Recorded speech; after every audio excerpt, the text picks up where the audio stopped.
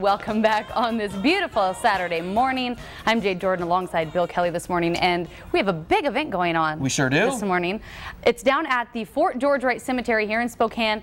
They're unveiling a brand new gate leading into the complex. Yeah, Iraq War veteran Greg Ridgley created the gates, and Jennifer Kim is live with him right now on more with the new addition. Jen. Hi there, guys. Yeah, we're here on Government Way along with Greg Ridgley, the creator of those gates. We're not going to show you those gates just yet.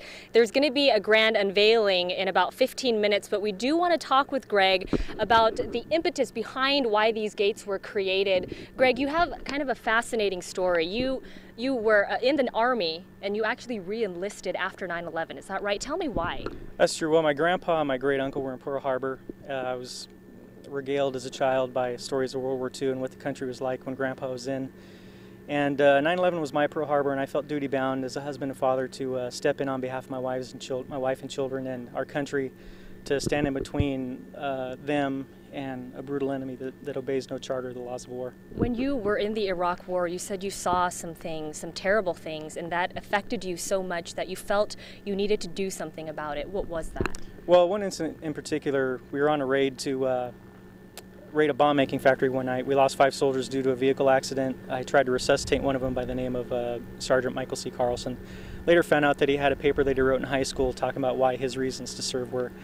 And in numerous conversations with soldiers, my motivations, our true motivation was just true love, really. And true love requires sacrifice and pain of the worst order. So coming back here, you decided to create a gate, and that's going to be placed here at the Fort George Wright Cemetery. Working with metal, you said that kind of helped you relieve some stress, is that right? Sure.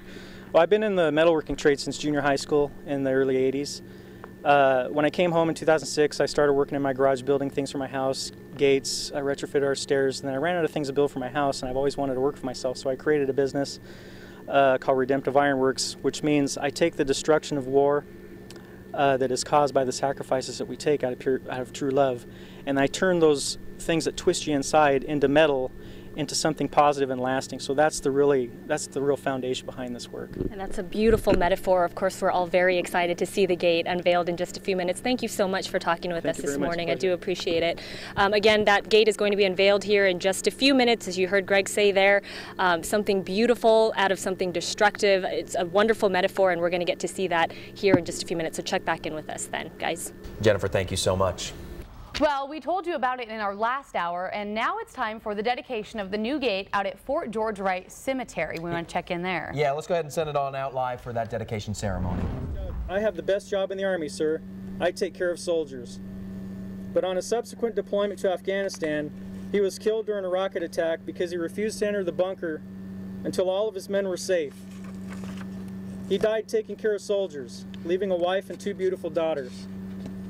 When I came home to this unnecessarily divided country, my unit was disbanded and my boys sent on a diaspora to parts unknown, as I privately grieved and failed time and again to cope with things large and small. It put me flat on my back. But over time, God saw fit to send a small cadre of loved ones to bind my wounded heart and begin the process of that slow walk home. My wife and children, Sergeants Van Dorn and Coons, Suzanne at the VA hospital, and all the fine professionals there are indispensable on this journey. Thankfully, someone allowed us to win in Iraq by taking the gloves off for the surge. The time came for me to get up, dust myself off, and move forward because, in the words of my friend Father Patrick, qui se ferma è partito, which means the one who stops is finished. I built these gates to bring true love full circle. True love begets sacrifice, sacrifice begets ugliness and indignity of war, which in turn are positively redeemed into wrought iron monuments that reflect what true love is after all, beauty.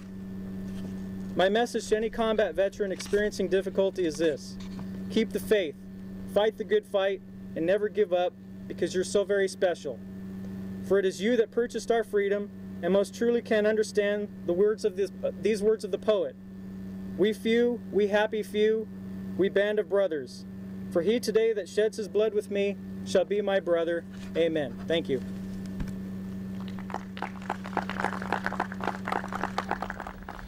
That was Greg Ridgley, an Iraq War veteran who actually designed and built the new gates there out at the cemetery. That's right. We're giving you live pictures of the dedication ceremony of those new gates out at Fort George Wright Cemetery. We'll, of course, be checking back in with them. Our KHQ's Jennifer Kim is out there live to tell us more. You can see that ceremony going on as we speak as they open up those brand new gates designed and built by Greg Ridgley, Iraq War veteran. Keep it right here. We have more KHQ News Saturday morning coming up right after this. Well, we've been talking about it for about the last hour now. Dedication of a new gate out at Fort George Wright Cemetery. We just showed you some live pictures out there of one of the Iraq War veterans speaking for that dedication ceremony. Yeah, we're now going to go out to Jennifer Kim. She has a live report. How are you?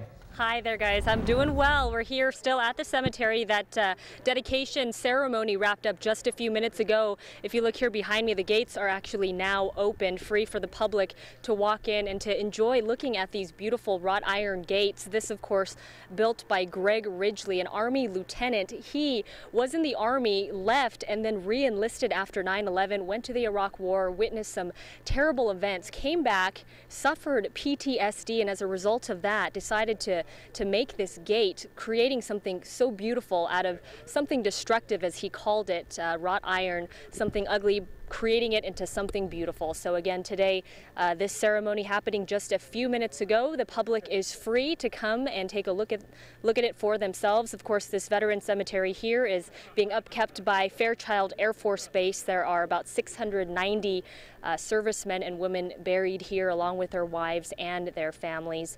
And once again, the Fort George Wright Cemetery wrought iron gates being dedicated today. Bringing in another proud patriot. Beside me here is Deputy Craig Chamberlain. We're taking a look at the roads right now. It's probably pretty quiet. It is actually. Collision-wise, no problems. Traffic-wise, a lot of folks heading out to the lake as they should be on today. You know, real quick, I talked to Greg about this gate. No heat involved. Yeah, all no just heat. That's right. Blood, sweat, and tears bending all that metal. So that's impressive. Yeah. Yeah. Collision-wise, no problems out there. However, today we are conducting child safety restraint emphasis. Okay, so, right. Deputy Craig, thank you very much, and we're going to send it back inside to you guys. Thank you, thank you. Now, that's a great point about doing that all by without heat. Without heat, just kind of bending it over. Blood, sweat, and tears. Absolutely Beautiful. Again, that's at the Fort George Wright Cemetery just off of Government Way if you want to go up this morning and check it out. Check it out. 9:23 on this Saturday morning. Still a lot more to come here on KHQ. Local News Saturday. Coming up after the break, we'll have birthday announcements. Stick around. We'll be right back after this.